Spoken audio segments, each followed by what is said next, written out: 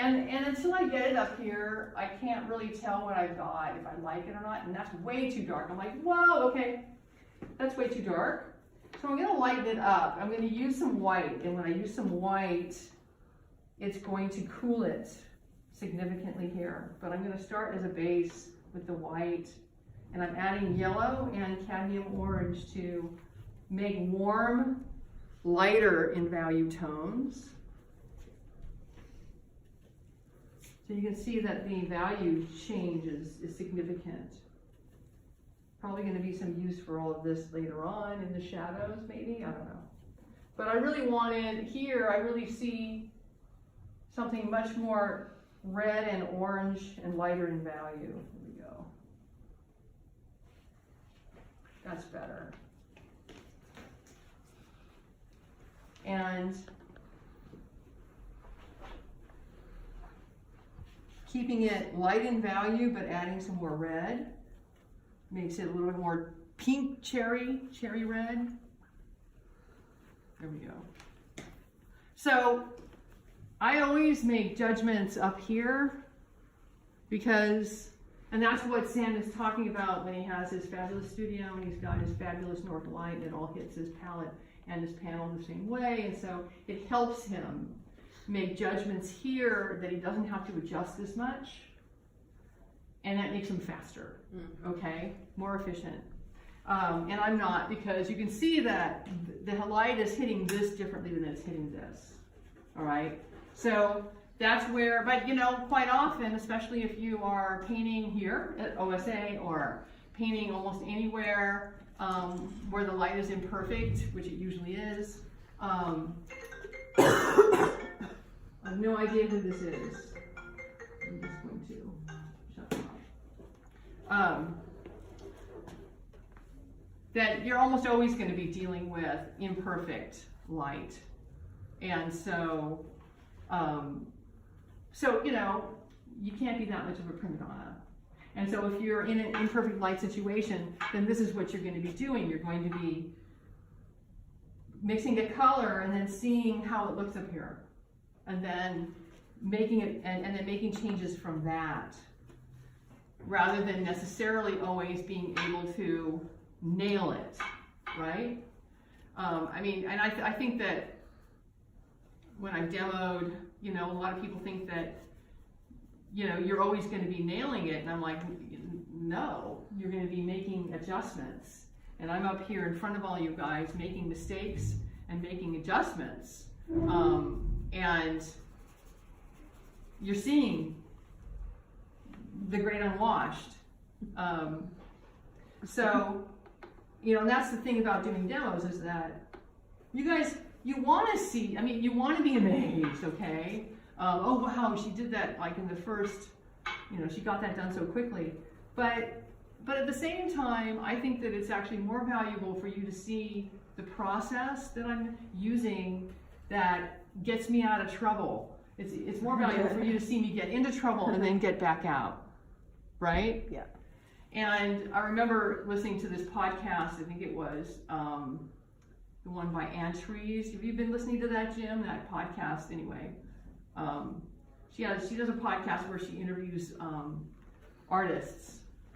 And I haven't listened to it a ton, but who's this that does that? Ann Trees, Savvy Painter. She has a Savvy Painter podcast. Oh, I'm gonna have to check that out. And so she interviews these artists, and so, and you know, and the interviews used to be a lot more interesting before she had a sponsor that she did, you know, ads for, and before she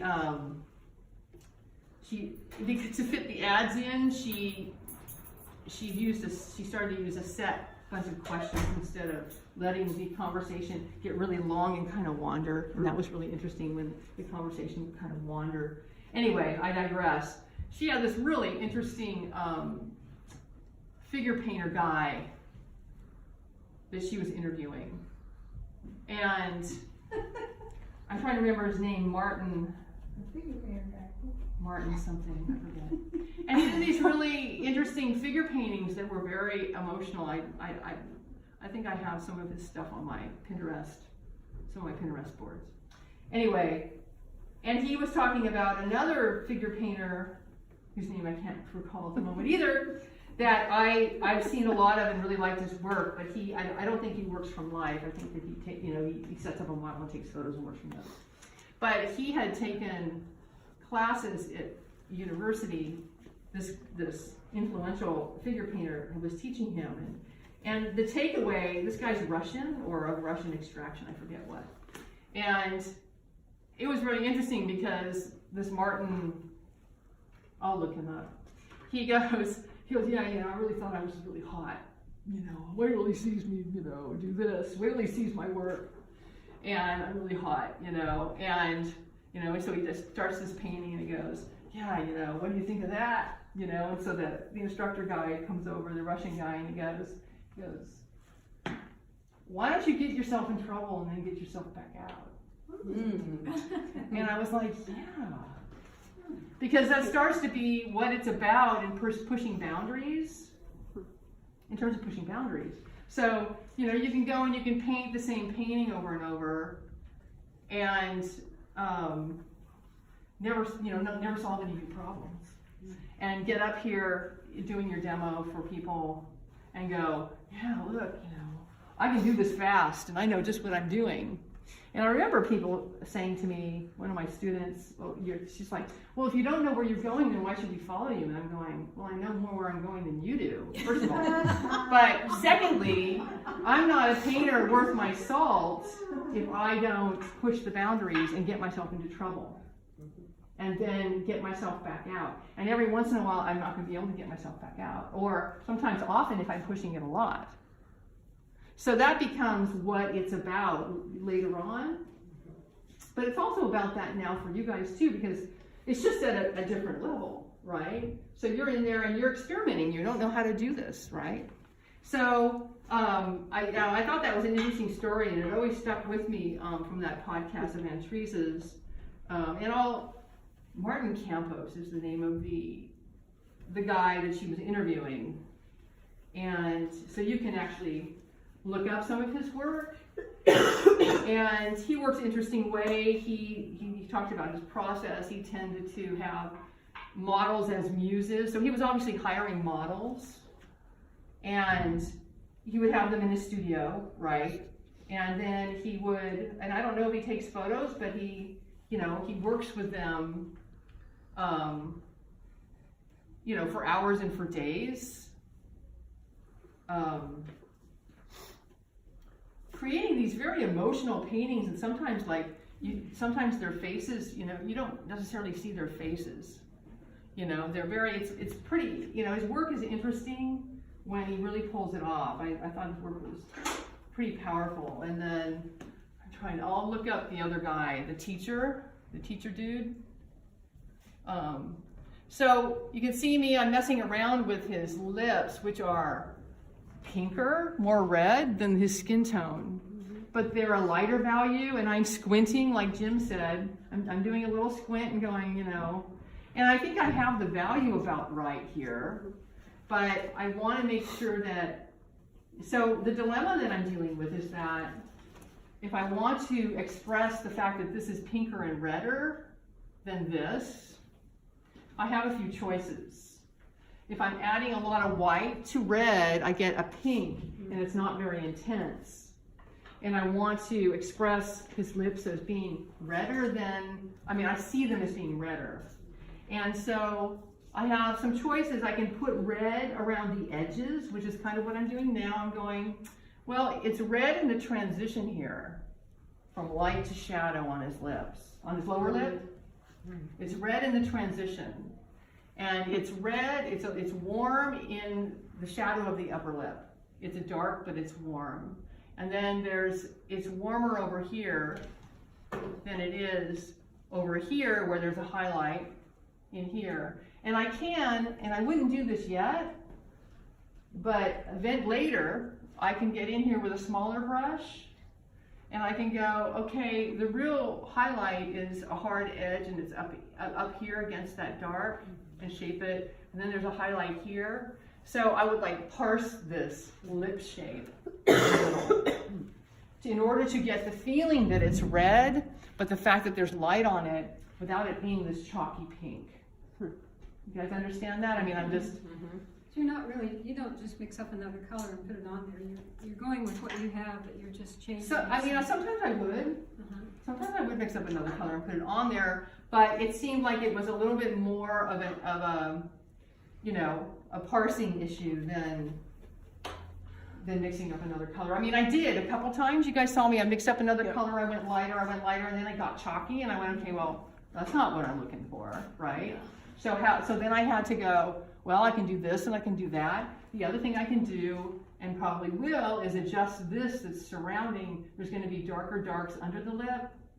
There's going to be this dark here that reaches out to express his, you know, his chin, right? So I can restate those too. That's going to make his lips look lighter in value by comparison. So just telling you, I mean, these are the thoughts that go through my head as I'm doing this, you know. How do I'm in a little bit of trouble. How do I get myself out? So, you know, I mixed up a lighter tint, and I might have to lighten it up more. And I've got kind of a pinky thing going on here for the highlight on his upper lip. But you're making it cool. It is cool though. Oh, and it's okay. all a matter of relative. It's cool compared to everything around it. If you look at it, it's cool compared to everything around it. So I am making it cool. Oh, okay. Right here. Yeah. Okay. And at this stage of the game, you see I'm still with my fat brush. And I'm not worried too much about exact, perfect. And Sandin might be better at, you know, getting some things that are going to be exact and perfect than me, because, you know, he's more famous. He wrote the book. He wrote the book. But, so I'm trying this here. Now, this is too cool, I think, for that highlight. So, and you know, and the thing is that sometimes I'm wrong about that, but I'm like, all we have is our judgment in the moment, right? So our judgment in the moment goes, well, what if I make a yellow? Maybe I'll warm it up, you know, make it more orangey, light in color, and use it. And then how light, you know, he's got kind of a highlight here where the light's hitting his cheek, you know, and I'm just going to express that a little bit. But there is a bit of cool. So this area isn't just one color, it's several colors. So I'm messing about with that a little bit here and making up here under his eyebrow right here. It's violet again, like this. You mean right at the edge there, where right up under his brow, on the top, his top lid of his eye, under the brow. It's more violet, and so I've got this color, these light colors on my brush. So I'm picking up another brush, and you know, I'm going over here to my violets that I mixed up. And you know, yeah, mixing up more paint would be better, right? Because then I wouldn't have to like refigure this out. So, but I'm gonna add some white and see how cool that made it. Woo! Okay. I'm guessing, right? I'm kind of guessing. I'm going, nah, this might be too cool, but I'm gonna put it down and see what happens. This is gonna need to be warm in there, right? So it's gonna need to be warmer. But you can see that in terms of value, it's not too bad.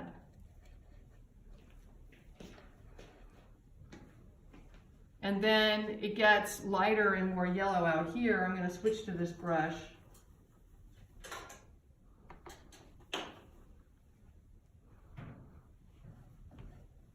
And, whoops, see, so I want it to be, I'm going, well, no, lighter, lighter, lighter. Maybe there, okay? You know, so it's all this sort of journey. So now, just to show you guys, you know, I would probably work on this, you know, but I'm just going to restate the shadow under his lower lip. And I see the shadow as pretty warm, but I'm gonna start with this burnt umber mixture. And it's burnt umber with a little bit of ultramarine, but not a lot, so it's warmer. I haven't added really a lot of blue to this. But this is one of the darks under his lower lip. Like that, it's one of the darker darks. Woo, pretty dark, huh? Maybe darker than I need it to be. So I can, it feels like a hole to me, all right? But this is a dark, you know, this up here is pretty dark right in here. So, but the good news about this feeling like a hole is that I have lots and lots of, it means that I haven't maxed out my darks. And that means, it's sort of like photography. Did you guys ever do photography like black and white? Okay, where the idea is that you want to have a lot of midtones. You don't want to have it blown out, so you don't want to be overexposed, have it be really, really dark and then really, really light. You want to have all these rich midtones and the right darks and then the right lights, and that means that you've exposed your film correctly, not that I ever did. And then you have less to do in the dark room, right? And there's only so much you can do in the dark room to fix it, blah, blah, blah. So this is a little bit like that in that you want to have a rich array of skin tones and the right highlights and the right darks, but not have it go too dark in the wrong places. That's always happening to me. I know. Well, and that's why it's not easy. No. If it were easy, then like I've said in the past, if it were easy, then everybody could do it. You know, and nobody would watch my demos, right? So he's got a highlight here, there. And, all right, time for a break.